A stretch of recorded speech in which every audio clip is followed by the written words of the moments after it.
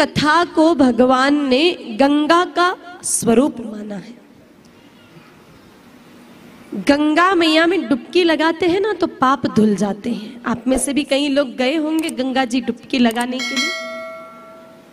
गंगा मैया में डुबकी लगाने से पाप धुल जाते हैं, लेकिन उसमें पुरुषार्थ थोड़ा अधिक लगता है। उसके लिए समय और धन दोनों चाहिए। आप बाड़ी से मन बनाओ, जेब में टिकट के पैसे हो और 2 दिन का समय हो, तब आप गंगा जी पहुंच सकते हैं और डुबकी लगा सकते हैं। लेकिन ये जो सत्संग रूपी गंगा है, ये इतनी अद्भुत है कि इसमें डुबकी लगाने के लिए कहीं जाने की जरूरत नहीं है। ये जिस पर कृपा करती है खुद चल करके आ जाती है, हमें कहीं जाने की आवश्यकता नहीं पड़ती है।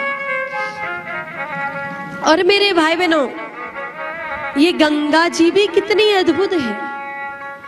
एक गंगा माता जो गोमुख से निकलती है, अगर उसमें डुबकी लगाएंगे तो केवल पाप धुलेंगे। लेकिन सत्संग रूपी गंगा में डुबकी लगाने से सिर्फ पाप नहीं धुलते हैं, पाप करने की वृत्ति ही समाप्त हो जाती है।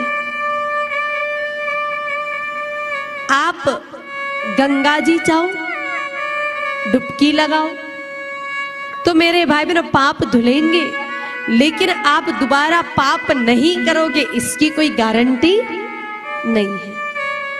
कई लोग जाते हैं, डुबकी लगाते हैं, रगड़ रगड़ के नहाते हैं कि कहीं एक हाथ चिपक नहीं रहे किसी अंग पर, और फिर घर पे आते हैं, फिर पाप शुरू हो जाते हैं। तो गंगा मैया पाप समाप्त करती है, पाप करने की प्रवृत्ति को नहीं। लेकिन ये सत्संग रूपी गंगा इतनी अद्भुत है कि पाप करने की प्रवृत्ति को ही समाप्त कर देती है।